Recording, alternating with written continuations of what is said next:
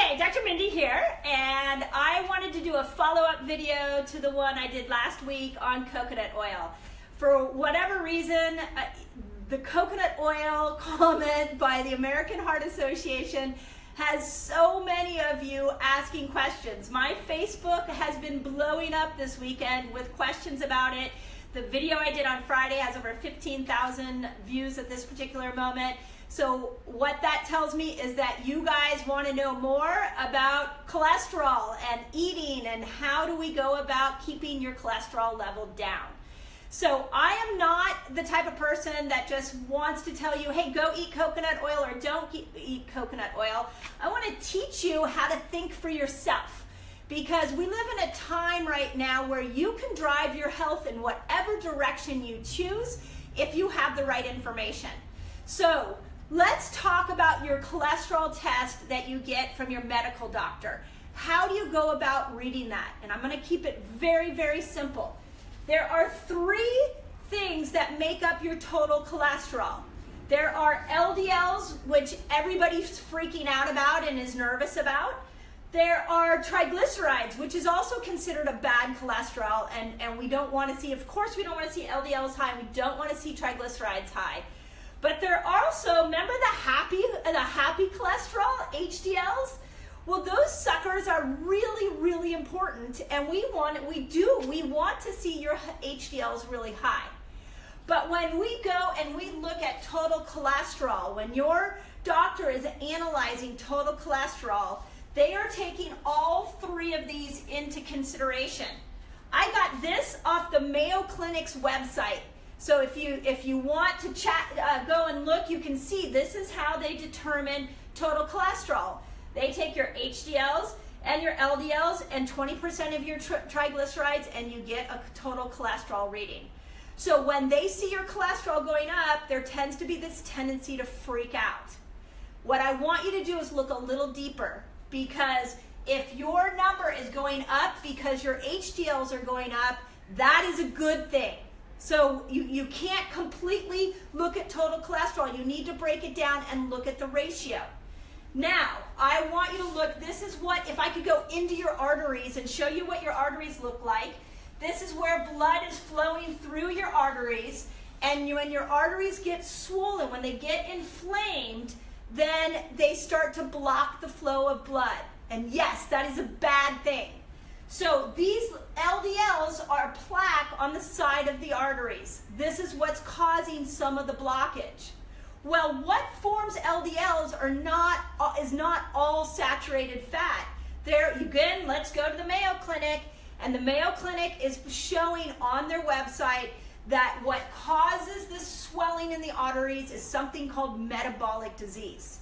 What is metabolic disease? I'm going to make it very simple. It is when you're eating too much sugar, when you're eating too much processed chemical foods, and when you're eating bad fats. When those three things are prevalent in your diet, you increase your LDLs, you increase your triglycerides, and you get this plaquing on the side of your arteries. So if you want your LDLs to come down, you want your triglycerides to come down, and your HDLs to go up, you need to start changing the oils you're using. You want to go from the inflammatory bad oils to the good oils. I showed you that on the video. Go find it. I'll put it in the comment section so you can see it. I showed that to you. You want to take out sugar. And for a lot of you, if you're hearing this for the first time, this is all sugar. This is everything from your Snickers bar all the way to your breads. So go check out a book called Wheat Belly. He just wrote a book called Undoctored. He's a cardiologist, specializes in this, and he's showing that the inflammation in the arteries is coming from an abundance of sugar, not just from refined sugar, but from wheat as well. So you want to minimize all wheat. You want to, or grains. Get off grains. Get off processed. Get off sugar, and then you change your oils. You get off those sugars, and then you get off toxins. Sound familiar? This is what I was last week when I did my thyroid video. Same thing. Here's the cool part: is it's not complicated. You just keep following those three basic rules, and not only do you repair your gut, not only do you help your thyroid, but you can start to see these numbers change. Okay? So go check out the Mayo Clinic site. You can see that what they're recommending is lowering, this I got off there, is avoiding refined sugars, choosing healthier fats, sound familiar? Limiting alcohol, alcohol's a sugar, exercising regularly. This is how the Mayo Clinic says you get over heart disease. If you are on a medication like a statin, or you're on a high blood pressure medication and you're not doing these things, you are doing yourself more harm than good.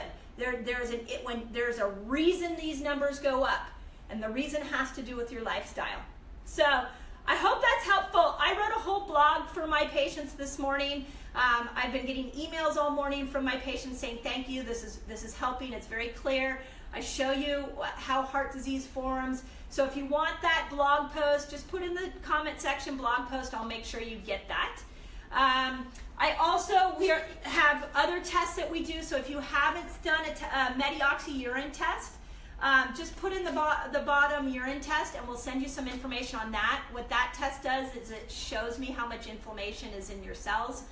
It's super easy to do. We do it in our office here all the time. Very inexpensive. So if you haven't done the inflammatory urine test, just put urine test, and we'll make sure you get some information on that. Okay?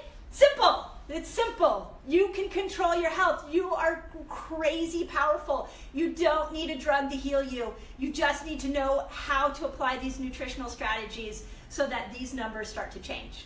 Okay? Hope that helps. Have an awesome day.